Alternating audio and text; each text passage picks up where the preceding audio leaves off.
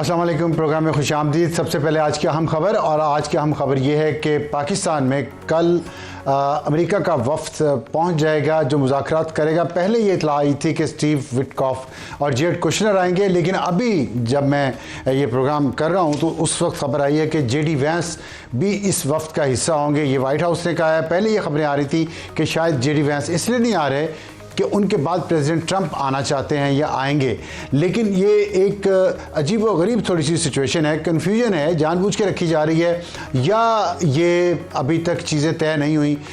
ये असल सवाल है जिसका अभी तक जवाब किसी को नहीं मिल सका।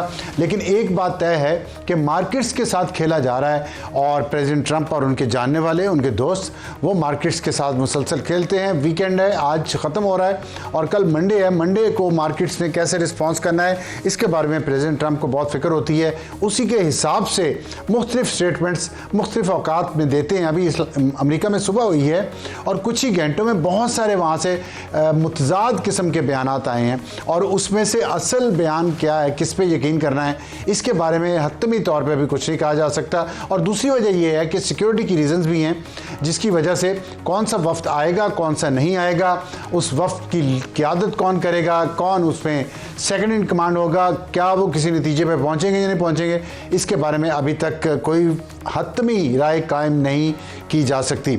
और हमारी आज के प्रोग्राम का तारुफ, हमारी टॉप स्टोरी होगी दूसरा राउंड, मंगल को डील हो पाएगी या नहीं, क्योंकि पिछली दफ़ा पिछले वीकेंड पे जब जेडी वैंस खुद आए उस वक्त लगता इतना हाई प्रोफाइल वफ्द अमेरिका से आया है, ईरान से भी हाई प्रोफाइल वफ्द आया था और 47 साल बाद दोनों आमने सामने बैठ के उन्होंने मुलाकात की, बात की, जो कि बहुत बड़ा ब्रेक थ्रू था, लेकिन फिर भी ब्रेक थ्रू नहीं हो सका। तो अभी भी ये सवाल है कि मंगल को क्या डील हो पाएगी या नहीं। और इसके साथ जो बहुत सारे जुड़े मामलात हैं, आबना होर्मुज़ का है, अमेरिकन ईरानियन एसेट्स का है, जंग बंदी का है लबनान में, इस पर बात करेंगे। हमारे साथ हमें ज्वाइन करेंगे फ़हाद हुसैन साहब जो सीनियर सहाफ़ी हैं, तजियाकार हैं। अभी उन्होंने एक नया टीवी चैनल अंग्रेज़ी का वो भी लॉन्च किया है।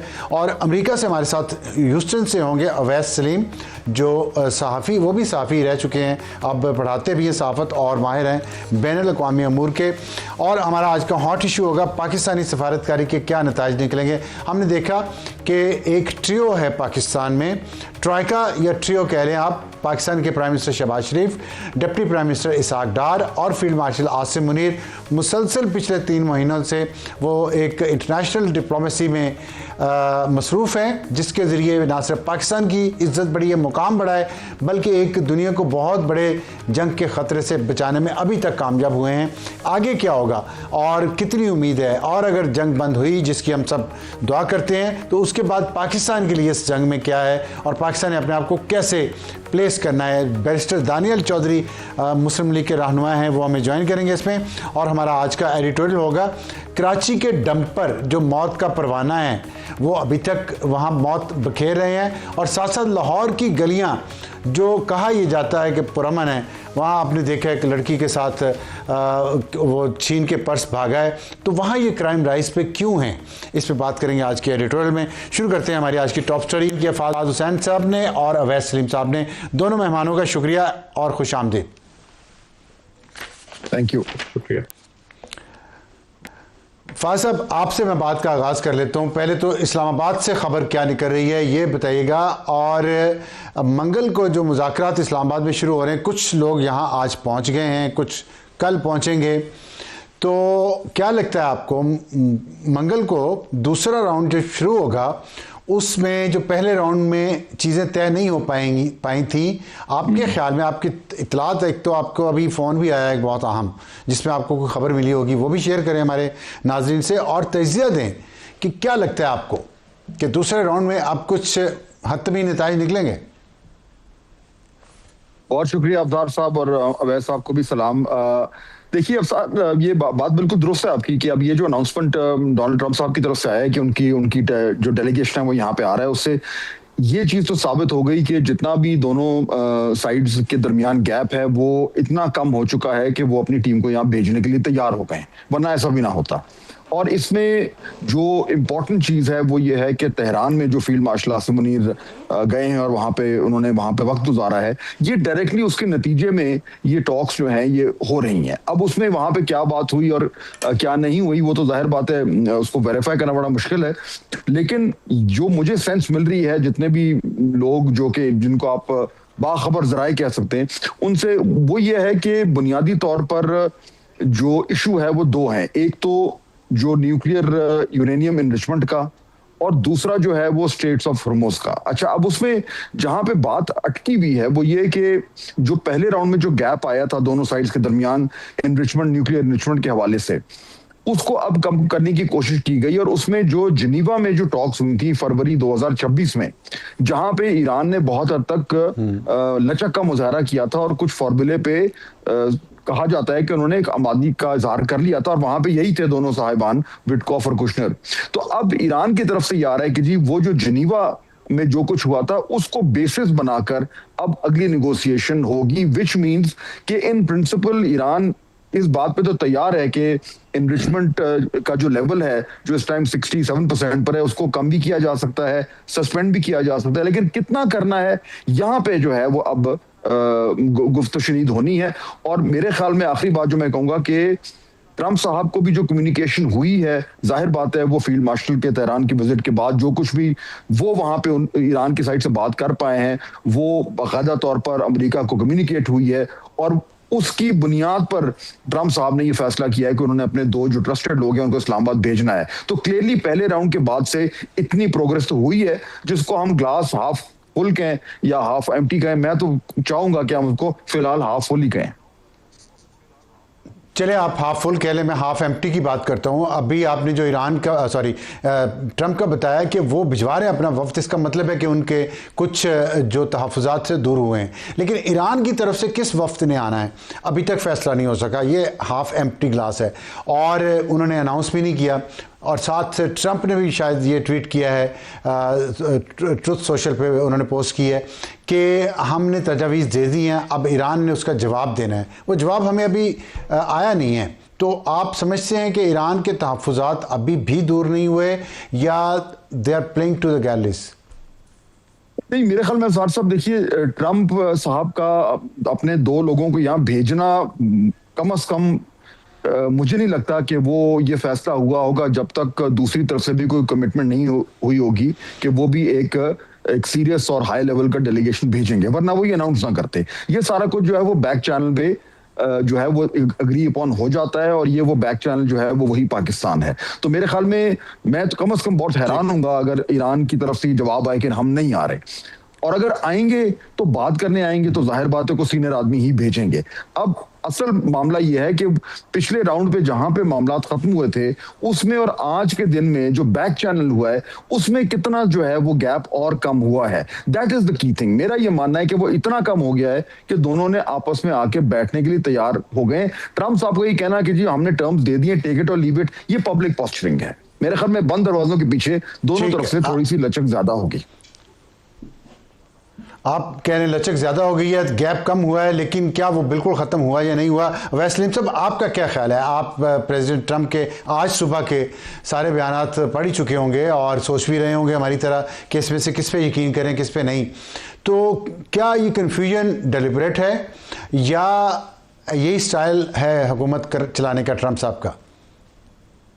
बहुत शुक्रिया अबसार साहब, और फाद साहब को भी सलाम। देखिए, सदर ट्रंप जो है ना वो गोल पोस्ट मुसलसल चेंज करते रहते हैं। वो अपने आप को एक ऐसी मर्क्यूरियल शख्सियत के तौर पर देखते हैं जो कुछ भी कर सकता है और उसे उससे कोई फ़र्क नहीं पड़ता। और वो मेरा ख्याल है कि उनकी ज़बान जो है ना वो उनकी सबसे बड़ी दुश्मन है, सियासी तौर पर भी, और इस वक्त जो हम तनाज़ा देख रहे हैं उसमें भी। अब चंद दिन पहले हमने देखा कि जब स्ट्रेट ऑफ हॉर्मुज को खोलने का ऐलान किया ईरान ने, तो उसके बाद किस किस्म के एक तरफा दावे सदर ट्रंप ने किए, और ऐसे लगता है कि उससे पूरा मामला खटाई में पड़ गया।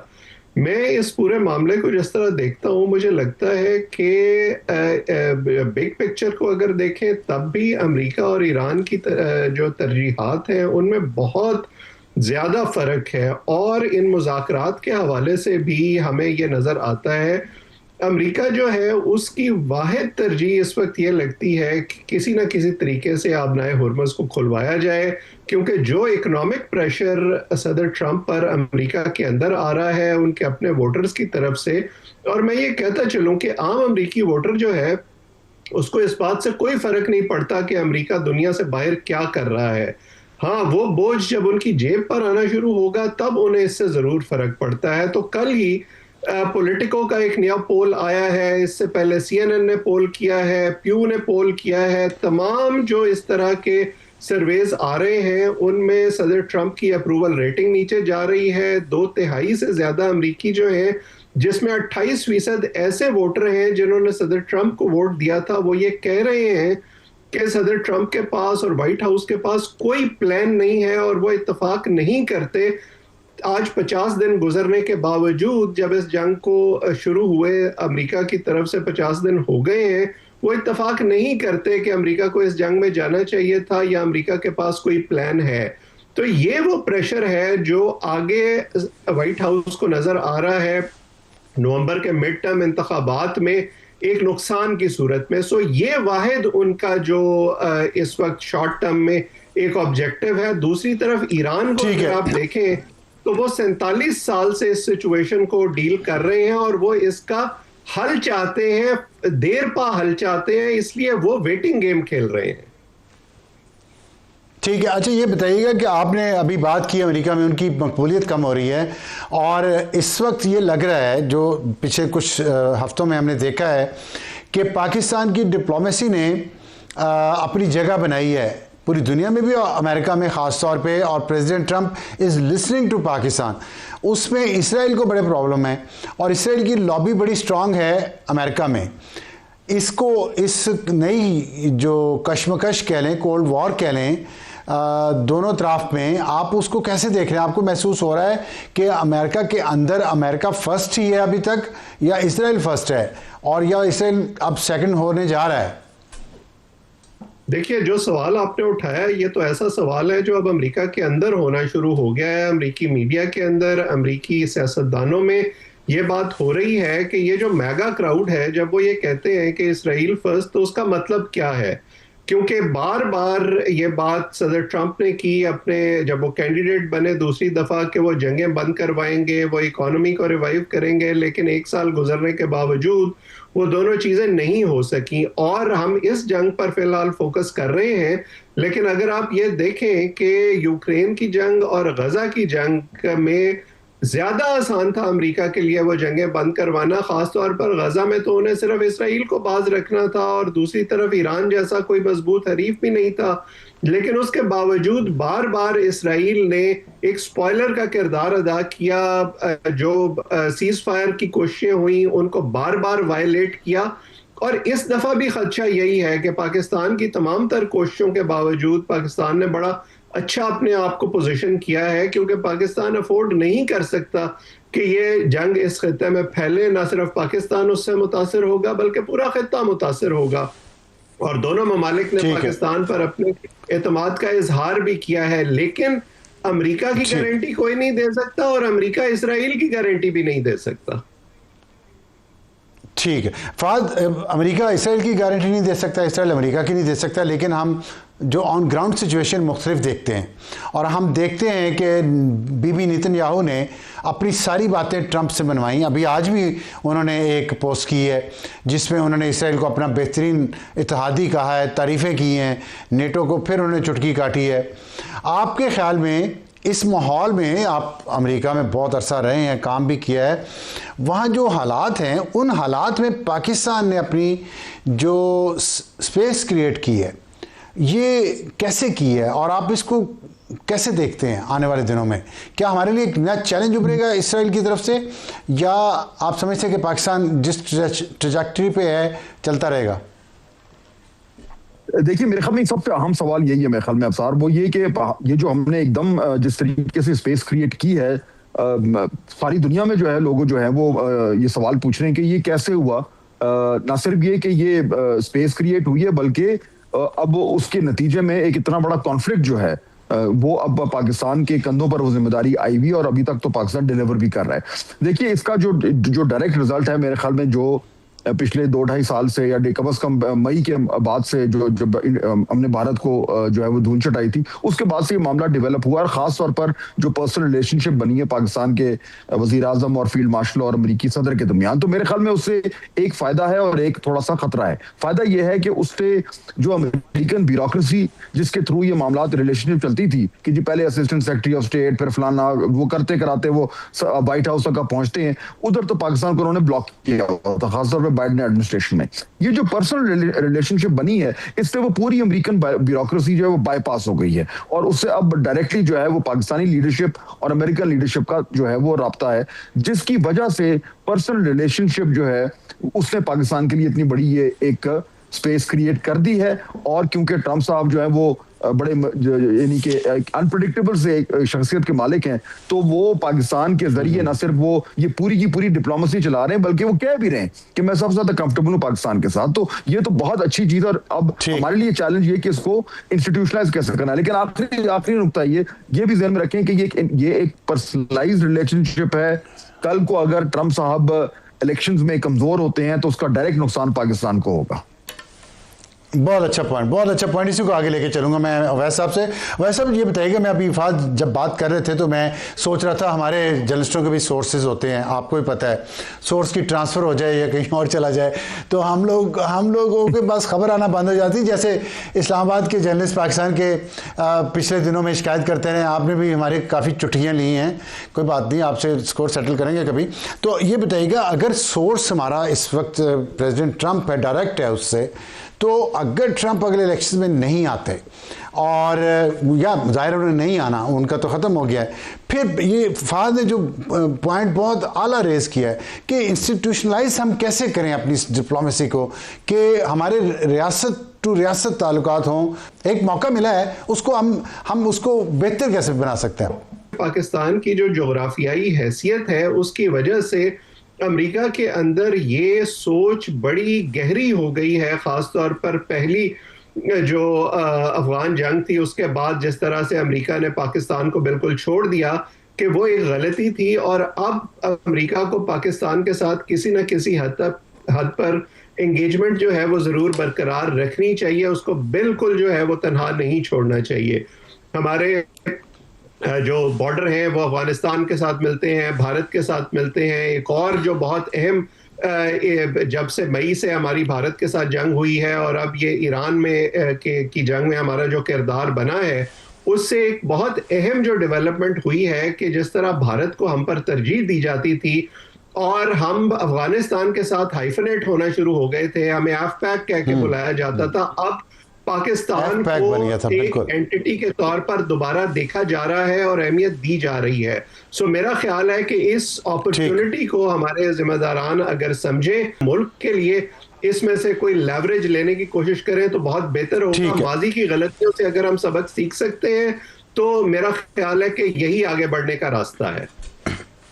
ठीक, माजी की गलतियों से सबक सीखेंगे तो आगे बढ़ेंगे। फाज साहब, उन्होंने जिक्र किया, आपने भी दौर देखे हैं, मैंने भी देखे हैं, हाँ, उसमें एक पहलू ये होता था कि लेजिटिमेसी चाहिए होती थी उस हुक्मरान को अमेरिका के साथ, इसलिए अमेरिका की सारी बातें मानी जाती थी और इन रिटर्न लेजिटिमेसी ली जाती थी।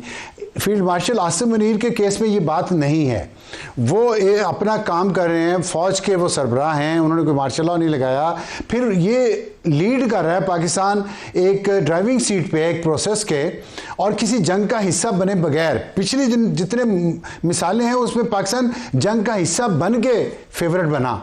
तो ये एक बहुत बड़ा डिफरेंस है और एक मैं समझता हूँ पाकिस्तान के लिए ब्लेसिंग भी अपॉर्चुनिटी भी है। आप समझते हैं पाकिस्तान इसको लॉन्ग टर्म एक बेनिफिट में कन्वर्ट कर पाएगा, इस गुडविल को जो फील्ड मार्शल की वजह से बनी है? मेरे ख्याल में ये बहुत बिल्कुल ये बड़ा अच्छा आपका नुक्ता है, क्योंकि ये यूनिक पोजीशन है। पहले जब भी ऐसा हुआ, जिस तरह आपने सही कहा, तो तब वो जो भी मिलिट्री रूलर थे वो उस वक्त मार्शल लॉ के जरिए वहां पे बैठे हुए थे। पहली बार है कि एक सिस्टम के थ्रू ही सब कुछ हो रहा है।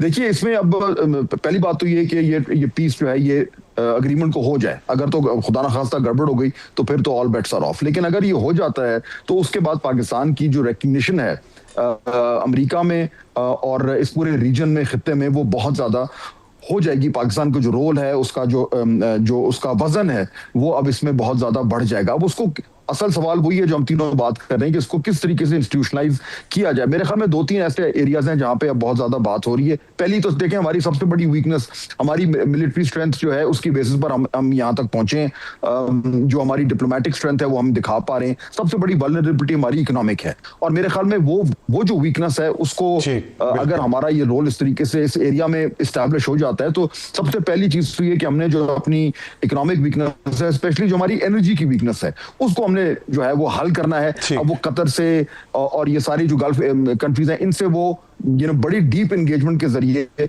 वो हो सकता है। दूसरा, मेरे ख्याल में एज अ सिक्योरिटी प्रोवाइडर, मेरे ख्याल में पाकिस्तान का रोल बहुत ज्यादा बढ़ेगा। हमारा एक डिफेंस पैक्ट हुआ है, तुर्की और इजिप्ट भी रोल प्ले कर रहे हैं, सऊदीया भी कर रहा है। उस हवाले से जो deeper institutional military national security linkages हैं वो भी हो सकती है और होनी चाहिए। और खासतौर पर जब अमेरिका और चीन आपके पुष्ट पे खड़े हों, तो मेरे ख्याल में इससे बेहतर आपको और क्या चाहिए। तो इकोनॉमिक और मिलिट्री नेशनल सिक्योरिटी सारे जो फील्ड हैं, उनमें आई थिंक हमारे लिए बहुत ही राह हमवार हुई भी है। अब सिर्फ उसको हमने भरपूर तरीके से उसका फायदा उठाना है।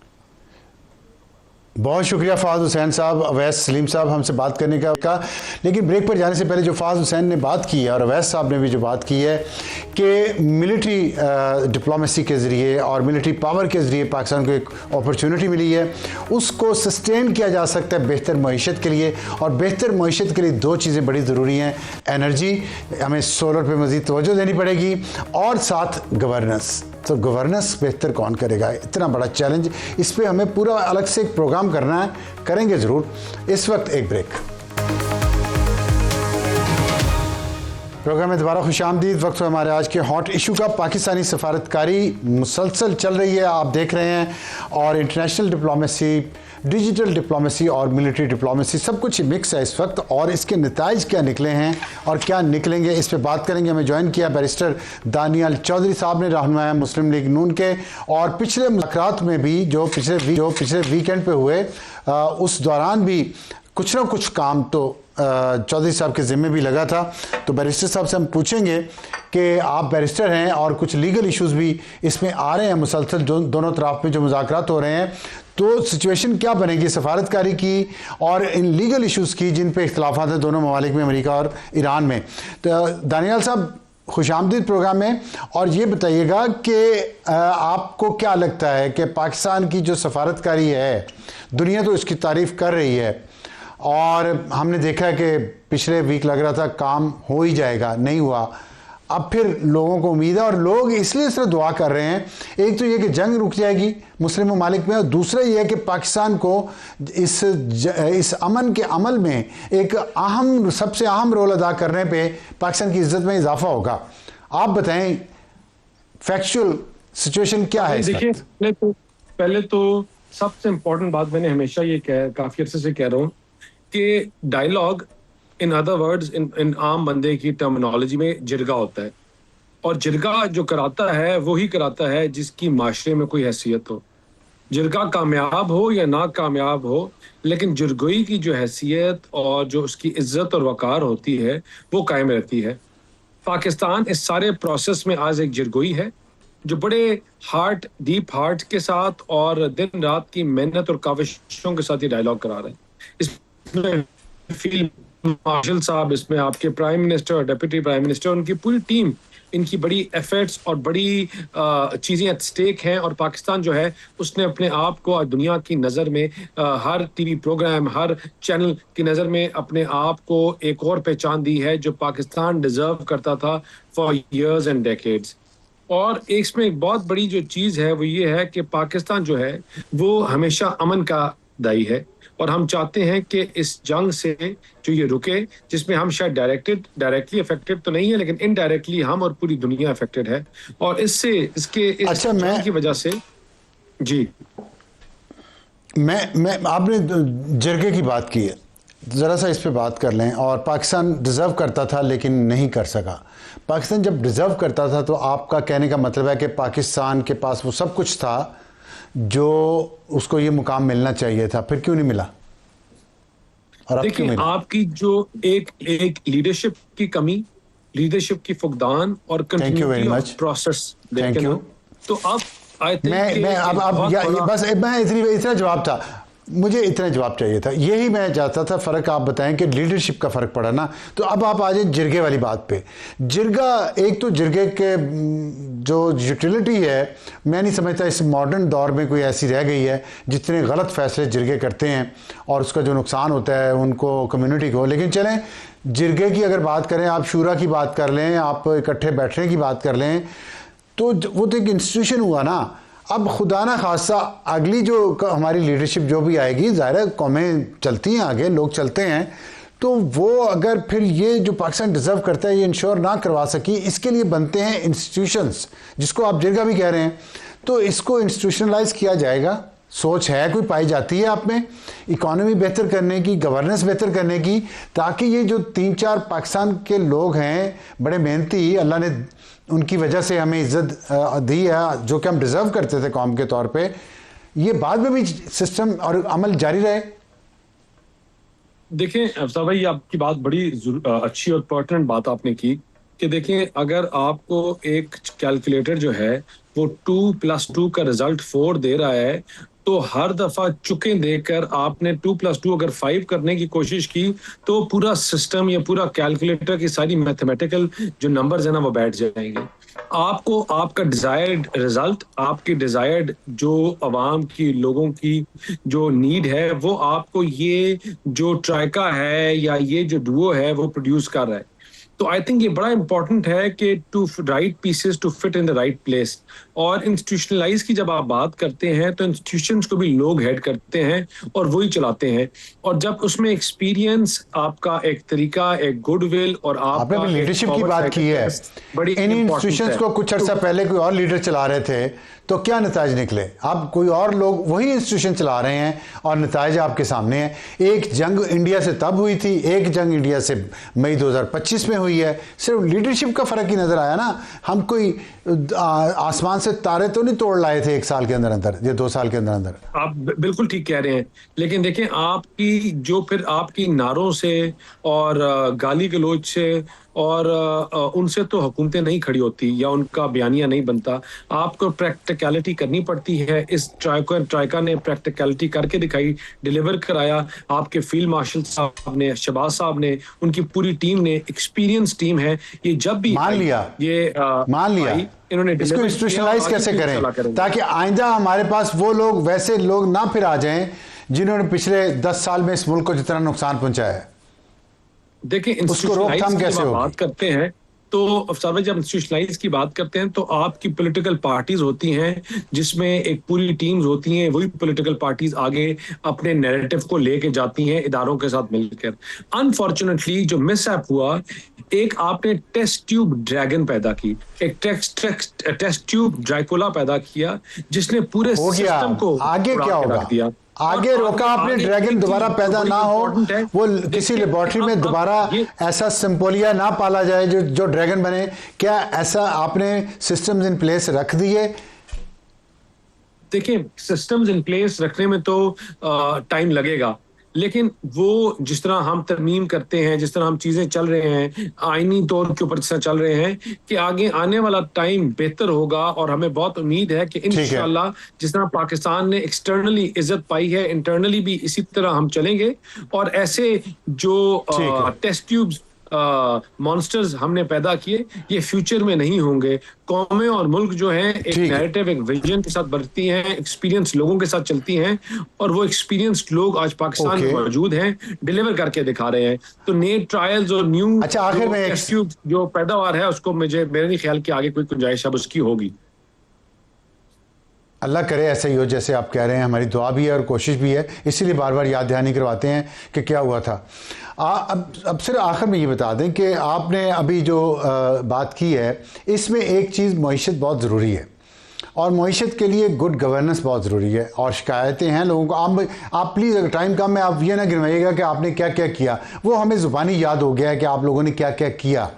मैं सिर्फ ये जानना चाहता हूँ कि जहाँ पे प्रॉब्लम है, गुर्बत ज़्यादा है, बेरोज़गारी ज़्यादा है, हमारा निज़ाम ठीक नहीं हो रहा, लॉ एंड ऑर्डर ठीक नहीं हो रहा, इंटरनल क्राइम रेट ये वो बड़े शहरों में, फिर कराची और गवादर पोर्ट्स को इस वक्त बड़ी अपॉर्चुनिटी है कि आप उनको खड़ा कर लें, बेहतर कर लें और वहाँ फॉरेन इन्वेस्टमेंट अट्रैक्ट करें। फॉरेन इन्वेस्टमेंट नहीं आ रही, गवर्नेंस उसका भी एक इशू है, उसी की वजह से नहीं आ रही।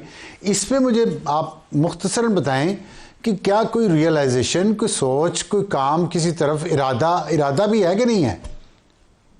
देखिए अब साहब, पहले जो आपने बात की महंगाई, गुर्बत और बेरोजगारी की, देखिए कौमें जो हैं वो सेक्रीफाइस से बनती हैं। ईरान को आपने देखा किस तरह रिटाई के साथ खड़े हुए और उन्होंने अपने आप को प्रूव किया कि हम ईरान की लीड का रहन सहन देखा आपने?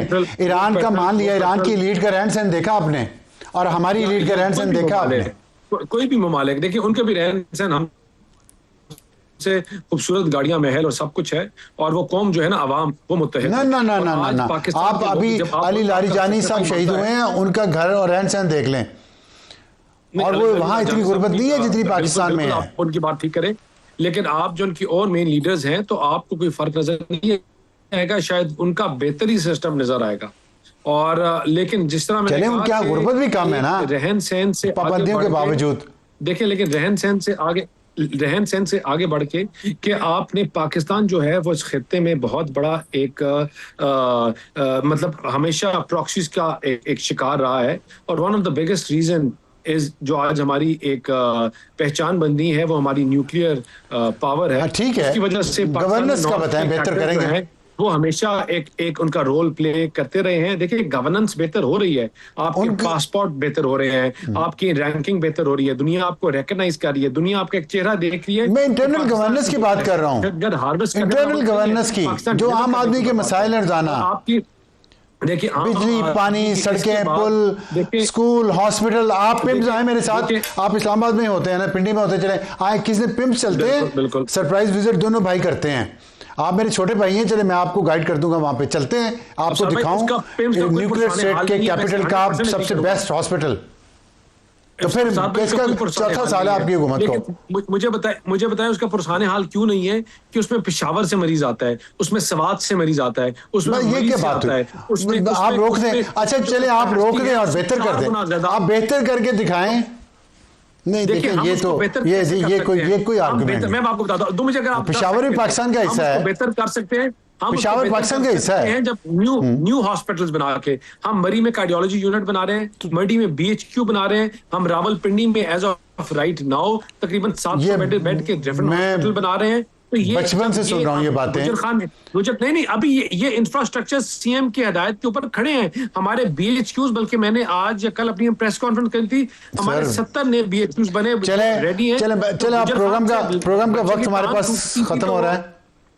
जी मैं मान रहा हूँ आपकी बात। चले आप कह रहे हैं कि पेशावर से, मरी से और गुजरखान से बहुत पेशेंट्स आते हैं, मान लेता हूँ, लेकिन किसी दिन जाएं और वहाँ हॉस्पिटल के बाहर सड़क का जो हाल है, और वहाँ पे जो लोग, सैकड़ों लोग धूप में खड़े होते हैं, उनके लिए सायादार कोई शेड तक नहीं है, धूल उड़ रही है, सड़कें टूट तो हैं ही नहीं, इतने वहाँ हज़ारों लोग वहाँ से बसों पे बैठ के सफ़र करते हैं। आप देखिएगा किसी दिन, वक्त हमारे पास नहीं है वरना आपसे ज़रूर बात करते। बहुत शुक्रिया हमसे बात करने का, आपकी बातों में वज़न है, और हम कोशिश करेंगे कि हुकूमत, देखेंगे कि हुकूमत इस पर अमल करती है या नहीं करती। वक्त तो एक ब्रेक के बाद वापस आएंगे तो एडिटोरियल, और वक्त हुआ हमारे आज के एडिटोरियल का। कराची के डंपर और लाहौर के स्ट्रीट क्राइम्स इसके शहरी निशाना बन रहे हैं, इस पर बात करेंगे। और कराची में गुलिस्तान जौहर परफ्यूम चौक के करीब वाटर टैंकर की टक्कर से एक शख्स जाँ बाक हो गया है, और एक शख्स और गुलिस्तान जौहर में हुआ है। और रेस्क्यू ज़राए के मुताबिक रवां साल ट्रैफिक हादसात में कराची में 312 अफराद जाँ बाक हुए हैं, और ज़ख्मी 3275। ज़ख्मी जो होते हैं वो सारी उम्र के लिए, उनमें से बहुत सारे लोग अपाहज हो जाते हैं, इसलिए ये कोई छोटा मामला नहीं होता हादसे में ज़ख्मी होना। और जो ट्रेलर है उनकी टक्कर से 48, वाटर टैंकर की टक्कर से 31, बस की टक्कर से 12 और डंपर की टक्कर से 5 अफराद जाँ बाक हुए हैं। जो साल इस वक्त जारी है, अभी 4-5 महीने हुए हैं। और ज़राए का ये भी कहना है कि रवा साल हैवी ट्रैफिक की गाड़ियों की टक्कर से 107 अफराद मजबूरी तौर पर जाँ बहक हुए हैं। तो ये पाकिस्तान का सबसे बड़ा शहर है। हम कोशिश कर रहे हैं कि जो मिडिल ईस्ट में हो रहा है उसके बाद इन्वेस्टमेंट कराची में आए, गवादर में आए, कराची की तरफ ज़्यादा तवज्जो है। अभी भी कराची की तरफ जो मर्चेंट नेवी की ट्रैफिक बढ़ चुका है, लेकिन कराची के अंदर हो क्या रहा है? क्या ये ऐसा शहर है जिसको दुबई से कंपेयर किया जा सके? उसके इंफ्रास्ट्रक्चर को, वहाँ के अमन व अमान को, वहाँ के कानून पे अमलदारी को? तो जवाब आएगा नहीं। तो फिर जब इतना कुछ हो रहा है, पाकिस्तान को इतनी इज्जत मिल रही है, तो हम अपने शहरों को, अपने अंदरूनी मामलात को बेहतर क्यों नहीं कर रहे? और लाहौर में भी नवाब टाउन में स्कूटी सवार लड़की से एक मोबाइल छीनने का वाक़या हुआ। आपने वीडियो देखी होगी, मैंने भी देखी है। और 16 अप्रैल को ये वाक़या हुआ और उससे एक बार फिर ये बात जाहिर हुई है कि हमारे जो कल्चर है, क्रिमिनल मेंटालिटी है, जो सो कॉल्ड मैस्कुलिनिटी है, उसकी वजह से लड़कियों के ख़िलाफ़, औरतों के ख़िलाफ़ जो जुर्म होते हैं, उस पे हमारे माशरे में इतना उसकी ट्रेनिंग करने की, नौजवानों की ट्रेनिंग करने की ज़रूरत है।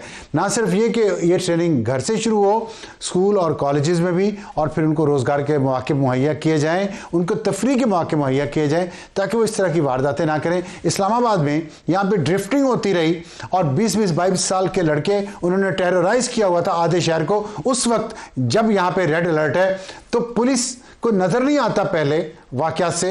इस्लामाबाद की अगर मैं बात कर लें, यहाँ एक फार्म हाउस में एक शख्स को घर में घुस के दहशतगर्दों ने मार दिया, डाकू जो थे। तो आप सोचें कि ये पहले नहीं वारदात हो जाती है, मुलजमान पकड़े गए हैं, इस्लामाबाद वाले भी, लाहौर वाले भी, लेकिन उससे पहले जो कुछ करना होता है वो हम क्यों नहीं करते? ये ड्रिफ्टिंग जो होती है इस्लामाबाद में गाड़ियों की, ये सबको पता है कौन सी गाड़ियाँ सड़क पे नज़र आ जाती है, ये जाके ड्रिफ्टिंग करेगा, लेकिन पुलिस कुछ नहीं करती उनके खिलाफ। पुलिस करती है तो मोटरसाइकिल वालों के खिलाफ। आज के लिए इतना ही। खुदा हाफिज़, गुड नाइट।